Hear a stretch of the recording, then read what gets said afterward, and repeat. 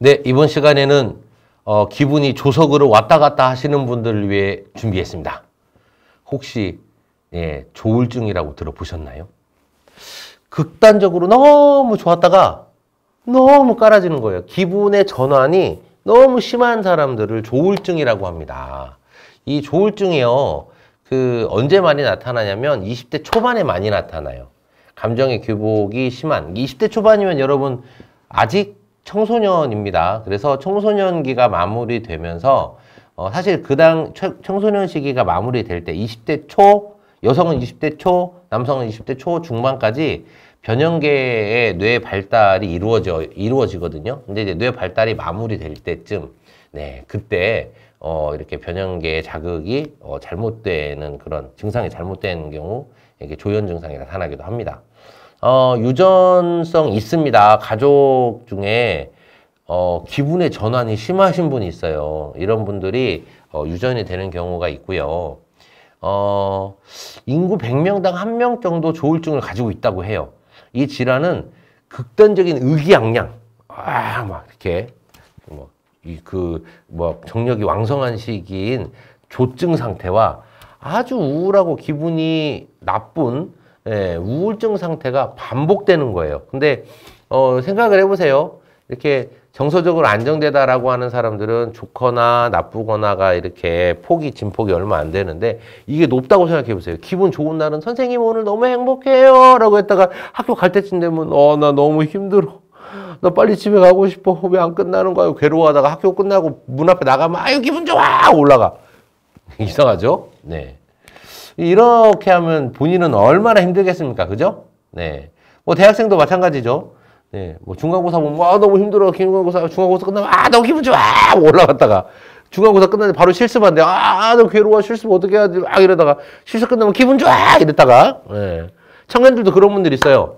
취업하면 나 취업해서 기분 너무 좋아. 근데 취업 출근해가지고 며칠 만에 나 회사 너무 힘들어. 뭐 이런 사람들. 이게 두 가지 감정이 너무 진폭이 심해도 힘들잖아요.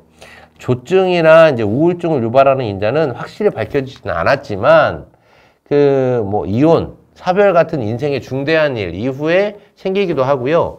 20대 초반에 가족력이 있는 경우도 있지만, 유전 양식이 이제 어떤지 정확히 알려지지는 않았지만, 가족들이 있는 경우, 이런 증상이 나타나더라. 이런 것들이, 연결성이 좀 있는 것으로. 그렇게 보여집니다. 조울증의 증상은요, 반복돼요, 이게. 좋았다, 나빴다가. 근데 예측이 불가능한 거예요. 이게 바로 이제 대표적인 증상이에요. 얘가 좋았다, 갑자기 나빠져. 조증과 우울증 기간 사이에는 감정이나 행동이 또 되게 정상적이에요. 멀쩡한 거 같다가 막 너무 좋아졌다가, 멀쩡한 거 같다가 너무 우울해졌다가, 때로는 조증 기간 후에 바로 우울증으로 막 떨어지기도 해요. 이렇게 우울증이나 조증 가운데 한 가지가 주로 나타나서 감정의 변화가 거의 없는 경우도 있어요. 근데 갑자기 툭툭 튀는 거죠. 와, 좋아다 갑자기 우울해졌다. 또 갑자기 막 치고 올라갔다가. 뭐 이런 경우도 있어요. 때로는 조증 증상과 우울증 증상이 같이 나타나는 되게 말도 안 되는 상황도 있습니다. 이게 어떤 상황이냐면 기분이 되게 좋은 것 같은데 야, 너 이거 해볼래? 그러면 아니, 나 그건 안 할 거야. 이러면서 막 좋아하는 뭐 이런 이상한 그런 이상한 행동들. 조증 기간에는 다음과 같은 증상이 있어요. 그러면 이제 조증은 조증 증상을 봐야겠죠. 의기양양하고 활달하고 흥분된 상태. 그리고 자존감이 고양대해서 큰 부자라든지 큰 성공을 했다든지 내가 엄청 창조적이라든지 뭐 권력이 있다든지 뭐 이런 망상에 사로잡히면서 좋아해요. 조증이 이 정도 수준은 돼야 조증이라고 하는 겁니다. 기분이 좋아지는 걸로 조증이 아니에요. 힘이 넘치고 막 잠을 안 자요. 막 뻗쳐가지고 힘이 뻗쳐서. 산만하고 집중이 잘 안 되고 행동을 자제하지 못해요. 그리고 성적 행동, 예를 들어 자위를 한다든지 이런 것들이 좀 증가합니다. 그리고 이제 소비도 되게 충동적으로 하게 되죠.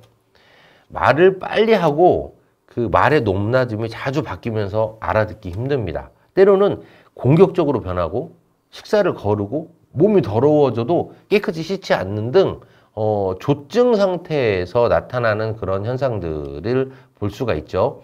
우울증 기간에는 여러분이 우울증을 알겠지만 우울한 기분, 흥미나 즐거움을 잃거나 정력이 떨어지거나 자긍심이 낮아지거나 미래에 대해서 무망감을 갖거나 뭐 심한 우울증 환자는 중내 산해 뭐 이런 것도 있죠.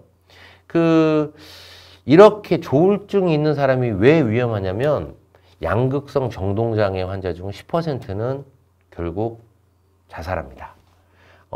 왜냐면 그 조증기의 그 권력망상이 그 환각을 악화시켜요. 환각을 막 확대시키는 거죠. 그래서 조증기에는 자신을 칭찬하는 환청을 막 듣기도 해요. 그런데 이게 갑자기 변해서 우울증기에는 자신의 부족함과 실패가 이제 보이고 남들이 비난할까 봐 걱정되고 이런 환청이 들려. 환청이 막 두 가지로 들리는 거예요. 이런 경우 이 두 가지 환청이 들릴 정도까지 심해졌다. 이게 뭐가 될까요? 그 유명한 조현병이 됩니다.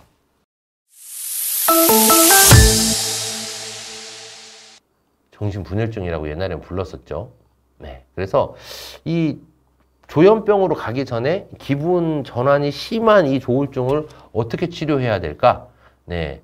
조증기에는 자신이 병이 걸렸다는 사실조차 못 깨달아요. 지금 막 흥분 상태이기 때문에. 그래서 흔히 환자의 이상행동을 보고 친척이나 친구들이 병원에 데려오죠.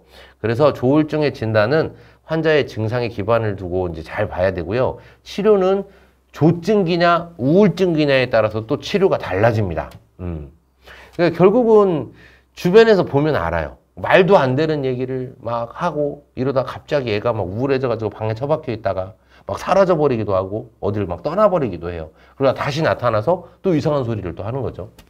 결국 이런 상태에서는 주변에서 빨리 파악하고 판단해 주시는 게 좋습니다. 우울증기에는 항우울제를 처방해서 조증을 유발하지 않는지 잘 관찰해야 돼요. 왜냐면 예를 들어서 보세요. 조증으로 떴어요. 그러면 신경안정제를 주겠죠. 그러면 우울증으로 떨어졌어요. 그러면 이게 좀 그 자극하는 약을 주겠죠. 그러면 조증에서 안정감 되는 약을 줬는데 갑자기 너무 떨어져 버려. 그러면 약을 천천히 줘야겠죠. 약을 더 줄이면서 줘야겠죠. 뭐 이런 것들이 조절이 필요하다는 거예요. 뭐 조증기 초기에는 이제 이제 항정신병 약물로 치료를 해요. 일부 환자는 이제 조증기나 심한 우울증기의 진단이나 안전을 위해서 이제 입원 치료를 많이 받아요. 이게 왜 그럴까요? 상태가 너무 많이 변하니까. 이게 이 변하는 거에 따라서 약을 쓰는 게 그때그때 달라져야 된단 말이에요. 그런데 뭐 예를 들어서 계속 조증기인 것 같아. 그래서 안정제를 줬는데 약 먹고 집에 갔는데 바로 우울로 빠졌어. 근데 또 거기다가 안정제를 먹어버리면 어떻게 되겠어요? 큰일 나잖아요. 그래서 조울증 같은 경우는 입원 치료를 하시는 게 효과가 좋습니다. 조증기에 있는 환자들은 지금 힘이 넘치고 막 되게 창조적이고 막 엄청 얼마나 창조적이겠어요. 막 환청이 들릴 정도로 막 자신이 있는데 근데 이게 다시 평범하게 되는 약물을 거부할 수 있어요. 왜냐면 기분이 지금 한참 좋기 때문에. 그래서 대부분의 환자는 잘 회복되지만 재발도 되게 흔해요. 이런 이유로 우울증과 조증 초기 치료는 차츰 이렇게 빨리 개입하는 게 좋다라고 이제 계속 이렇게 저희가 이제 연구가 되고 있고요.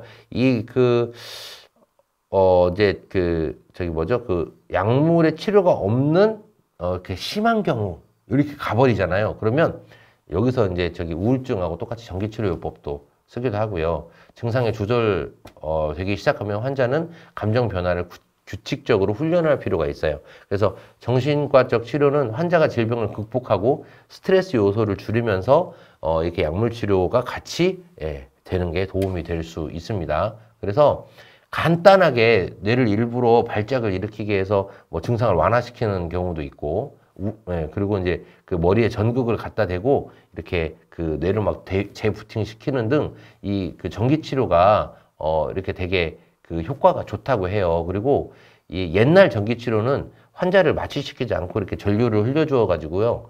이렇게 다치기도 했거든요. 근데 요즘은 안 그래요. 요즘은 어떻게 하냐면 이렇게 마취를 한 상태에서 이렇게 좀 격렬하지 않게 짧은 시간에 전기 충격을 주거든요. 그래서 과거에 비해서 이렇게 위험해지는 상황은 많이 해소되었다고 합니다. 그러니까 이렇게 치료 상황도 계속 이제 바뀌어 가고 있는 거예요. 그래서 여러분 이 조현병 오기 전에 조울증이 오시는 분들이 진짜 힘들거든요. 특히 조증기에 있을 때 기분 좋아 보이잖아요. 막 흥분되고 막 웃고 막 이러잖아요. 그러면서 본인이 얼마나 불안해하는가 몰라요. 왜? 언제 떨어질지 모르잖아요. 본인이 알거든요. 이렇게 좋아지다가 기분이 나빠진다는 걸. 그러니까 이 경험을 하고 있는 힘든 사람을 옆에서 보시면 남의 일이라고 보지 마시고, 특히 다른 이렇게 다른 이 조현 이전에 조울증이 오시는 분은요, 상담실로 오시면 안 돼요. 네, 이런 분은 상담실로 오시면 안 되고, 상담실에 만약에 오시잖아요? 그럼 저희가 어느 정도 이제 눈치를 채서 정신과 치료를 바로 권해드리거든요. 근데 이런 과정을 안 거쳐도 될 정도로 심각하다 그러면 빨리 주변에서 결정을 하셔가지고 병원 치료 하시는 걸 권해드립니다. 너무 기분 전환이 심하다. 처음에 기분 전환 때문에 내가 좀 힘들다, 좋았다, 나빴다가 너무 심하다라고 하시는 분들은 충분히 상담을 하시면서 조정이 가능하겠지만, 기분 전환의 수준이 아니라 뭐 일상적이지 못할 정도로 기분이 좋아졌다가 너무 깔아지거나 이렇게 되시면 일단 상담은 안 된다는 거. 네, 그때는 빨리 병원으로 가셔야 된다는 거 잊지 말아 주시고요. 이게 조현으로 넘어가잖아요. 그러면 정말 치료가 어려워집니다. 네, 그렇기 때문에 기분 전환 쉽게 보지 마시고 상담부터 차근차근 이용하셔서, 기분 전환이 너무 심하다 그러면 그 기분 전환을 처음에는 본인의 의식을 가지고 조절을 해보겠지만, 뭐 모든 병이 마찬가지잖아요. 내가 몸이 아프면 처음부터 약 안 쓰고 내가 몸 관리 잘해가지고 나을 수도 있어요. 정신도 마찬가지예요. 내가 이렇게 너무 기분 전환이 심하다 그러면 내가 스스로 충분히 통제할 수 있는 범위 안에서는 내가 상담이나 인지치료로 충분히 접근이 가능하겠지만, 통제가 안 되는 상황에서는 여러분 굳이 여러분이 어떻게 해보려고 하지 마시고 빨리 전문가의 도움을 받으시면 좋겠습니다. 조석으로 기분이 많이 변하시는 여러분에게 되게 중요한 정보 드렸습니다. 감사합니다.